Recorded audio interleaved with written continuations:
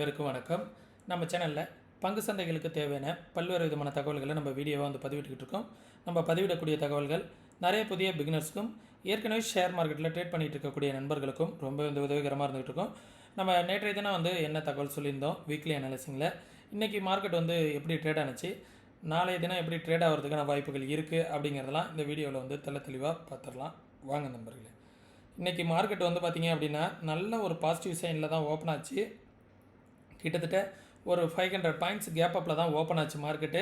நம்ம சொல்லியிருந்த resistance zone பார்த்திங்கன்னா 24,544 அப்படிங்கிறது ஒரு ஃபஸ்ட்டு ரெசிஸ்டன்ஸாக இருக்கும் சொல்லியிருந்தோம். மார்க்கெட் 24,850 அடுத்த ரெசிஸ்டன்ஸ்னு சொல்லியிருந்தோம். எக்ஸாக்டாக அந்த ரெண்டு ரெசிஸ்டன்ஸையும் மார்க்கெட் இன்றைக்கி பிரேக் பண்ணியிருக்கு. பிரேக் பண்ணிவிட்டு ஒரு முக்கியமான லெவலுக்கு மேலேயும் க்ளோஸ் ஆகிருக்கு. இந்த ரொம்ப நாளாக பார்த்திங்கன்னா 24,850க்கு மேலே க்ளோஸ் ஆகாமல் மார்க்கெட் இருந்துக்கிட்டு இருந்துச்சு. இன்றைக்கி அந்த லெவலை பிரேக் பண்ணிவிட்டு தான் மார்க்கெட் க்ளோஸ் ஆகி அப்சைடுக்கு வந்திருக்கு. சரிங்களா? இந்த பிரேக் பண்ண மார்க்கெட் தென் நெக்ஸ்ட் லெவல் எது ரெசிஸ்டன்ஸாக இருக்கும் அப்படின்னு பார்த்தோன்னா 25,300 அப்படிங்கிற லெவல் தான் அடுத்தது இமிடியேட் ரெசிஸ்டன்ஸாக இருக்கும். சரிங்களா? அகைன் ஒரு சின்னதாக கீழே வந்துச்சு அப்படின்னா இந்த லெவல் ஒரு நல்ல சப்போர்ட்டாக இருக்கும். இங்கேருந்து மேலே போன மார்க்கெட் ஜஸ்ட் இந்த லெவலை ரீடெஸ்ட் பண்ணிவிட்டு இப்படி மேலே போணுச்சு அப்படின்னா ஃபஸ்ட்டு ரெசிஸ்டன்ஸ் 25,300, அதற்கும் மேலே வந்துச்சு அப்படின்னா 25,500. இதுமாரி தான் மார்க்கெட்டோட ரெசிஸ்டன்ஸ் இப்போதைக்கு இருக்கும். பரவாயில்ல, இந்த 25,850 அப்படிங்கிற ஒரு மேஜிக் ஃபிகரை மார்க்கெட் பிரேக் ஆகிருக்கு. இந்த மல்டிபிள் டைம் இந்த இடத்துல மார்க்கெட் ரெசிஸ்டன்ஸ் எடுத்துக்கிட்டே இருந்துச்சு இந்த லெவல். சரிங்களா? இந்த இடத்துல மார்க்கெட் 24,850 ஒரு 2-3 டைம் ரிஜெக்ஷன் ஆகிட்டே இருந்துச்சு. இந்த லெவல் தான் இப்போதைக்கு ஒரு ரெசிஸ்டன்ஸாகவும் இருந்துகிட்டு இருந்துச்சு. அதற்கு மேலே மார்க்கெட் நல்லா க்ளோசிங்கும் வச்சுருக்கு. சரிங்களா? தென் லெவல்ஸ் கீழே வந்துச்சு அப்படின்னா 24,550 அப்படிங்கிறது ஒரு சப்போர்ட்டு.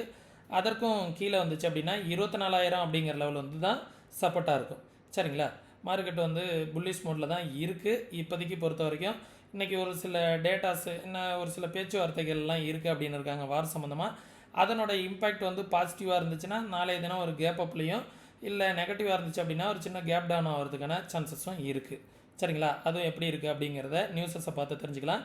ஓவரால் ஓஐ டேட்டா என்ன சொல்ல வருது அப்படின்னு பார்த்தோன்னா, புட்டு சைடு பார்த்திங்கன்னா 24,500 அப்படிங்கிற லெவலில் தான் புட்டு சைடு ஓஐ டேட்டா இருக்குது, சிக்னிஃபிகண்ட்டானது. கால் சைடு பெருசாக ஓஐ டேட்டா இல்லை. 25,000 அப்படிங்கிற ரேஞ்சில் ரொம்பலாம் கிடையாது. ஒரு ஸ்லைட்லி ஒரு ஸ்மால் அமௌண்ட் ஆஃப் ரைட்டர்ஸ் தான் இந்த இடத்துல இருக்காங்க. சரிங்களா? இதை பார்த்துக்கோங்க. மேக்ஸிமம் அப்சைடுக்கான சான்சஸ் இருக்குது அப்படிங்கிற மாரி காமிக்கிது. நாளைக்கு சென்செக்ஸோட எக்ஸ்பிரி இருக்கும். சென்செக்ஸோட ஓஐ டேட்டா பார்த்துடலாம். மார்க்கெட் 82,430 அப்படிங்கிற ரேஞ்சில் முடிஞ்சிருக்கு. ஓவராலாக பார்த்திங்கன்னா 83,000 அப்படிங்கிற ரேஞ்ச் நாளைக்கு ரெசிஸ்டன்ஸாக இருக்கும். கீழே வந்துச்சு அப்படின்னா 82,000 சப்போர்ட்டாக இருக்கும். நாளைய தினம் மார்க்கெட் ஒரு கேப்பப் ஆனிச்சு அப்படின்னா 83,000 அப்படிங்கிற லெவலில் இந்த put side OI data increase ஆகுதா அப்படிங்கிறத பார்க்கணும். கால் அண்ட் புட்டு ரெண்டுத்துலேயும் ஈக்குவல் ஓஐ டேட்டா இன்க்ரீஸ் ஆனிச்சு அப்படின்னா மார்க்கெட் இந்த ரேஞ்சிலே முடிவதற்கான வாய்ப்புகள் இருக்கும். 83,000 அப்படிங்கிற ரேஞ்சிலே மார்க்கெட் முடிவதற்கான வாய்ப்புகள் இருக்கும். மார்க்கெட் ஹவர்ஸில் ஒரு 10:30 மணி 11 மணி அந்த ரேஞ்சுக்கெலாம் பாருங்கள்.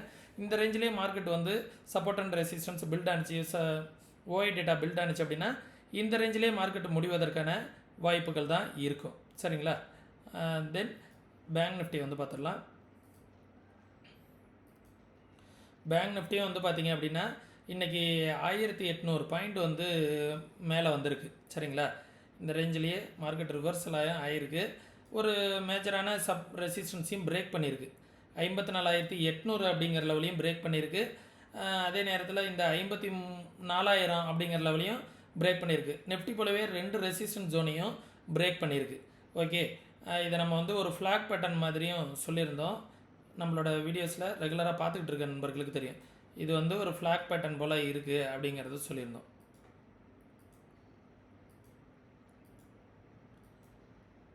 இந்த ரேஞ்சு சரிங்களா? இப்படி பிரேக் அவுட் ஆனிச்சு அப்படின்னா மார்க்கெட் இது ஒரு ஃப்ளாக் பேட்டர்ன் போல் இருக்கும், பிரேக் அவுட் ஆகிறதுக்கான சான்சஸ் இருக்கும் அப்படிங்கிற மாதிரி பார்த்துருந்தோம். கரெக்டாக அந்த ரேஞ்சில் தான் வந்திருக்கு. இது இந்த ரேஞ்சை பிரேக் அவுட் ஆகிருக்கு. சரிங்களா? பிரேக் அவுட் ஆகி தான் க்ளோஸ் வச்சுருக்கு. இது இப்படியே கண்டினியூ ஆச்சு அப்படின்னா 56,000 அப்படிங்கிற லெவல் தான் இமிடியட் ரெசிஸ்டன்ஸு. 56,000 பிரேக் அவுட் ஆகிடுச்சு அப்படின்னா ஃபர்தராக ஒரு நல்ல ஒரு அப் ட்ரெண்ட் போகும். அதை நம்ம வந்து ஃபிப்னாசி லெவலில் கூட ட்ரா பண்ணி காமிச்சிருந்தோம்.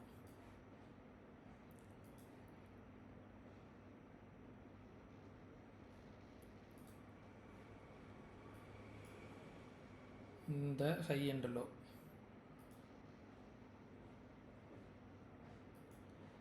இந்த ஜோனில் தான் நின்றுட்டு இருக்கு. ஒன்ஸ் இந்த லெவலில் பிரேக் அவுட் ஆகிட்டா 58,000 ரேஞ்ச் அப்படிங்கிற வரைக்கும் போகிறதுக்கான பாசிபிலிட்டிஸ் இருக்குது அப்படிங்கிறதையும் நம்ம ஏற்கனவே ஒரு வீடியோவில் வந்து சொல்லியிருந்தோம். அந்த ரேஞ்ச் வரைக்கும் போகிறதுக்கான பாசிபிலிட்டிஸ் இருக்கும். சரிங்களா? தென் சப்போர்ட் வந்து பார்த்திங்கன்னா 55,185 இந்த ஃபிப்னாசி லெவலில் டெலிட் பண்ணிக்கோ. 54,800 அப்படிங்கிற லெவல் வந்து இமிடியட் சப்போர்ட்டாக இருக்கும். அதற்கு கீழே வந்துச்சுன்னா 54,000 அப்படிங்கிறது ஒரு சப்போர்ட்டாக இருக்கும். மேலே வந்துச்சுன்னா 56,000 அப்படிங்கிற லெவல் தான் இமிடியட் ரெசிஸ்டன்ஸாக இருக்கும் பேங்க் நிஃப்டியை பொறுத்த வரைக்கும். சரிங்களா? இந்த லெவல்ஸ் வந்து பார்த்துக்கோங்க. தென் சென்செக்ஸ் வந்து நாளைக்கு எக்ஸ்பிரி, அது எப்படி இருக்கும் அப்படிங்கிறத பார்த்துருவோம்.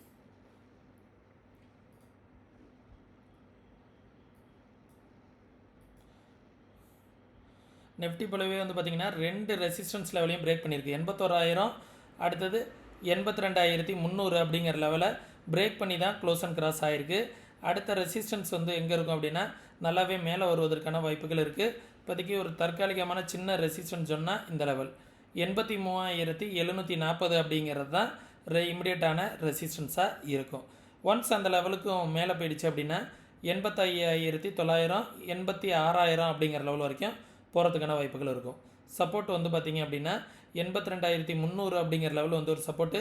அதற்கும் கீழே வந்துச்சுன்னா 81,150 அப்படிங்கிறது ஒரு சப்போர்ட்டாக இருக்கும். இதுதான் சென்செக்ஸுக்கான லெவல்ஸ் நண்பர்களே. இதே வந்து பார்த்துக்கோங்க. இன்றைக்கி ஸ்டாக்ஸ்லாம் வந்து எது பாசிட்டிவில் இருக்குது, எந்தெந்த இண்டெக்ஸில் எவ்வளோ பாசிட்டிவ் இருக்குது அப்படிங்கிறத பார்ப்போம். சோர்ஸ்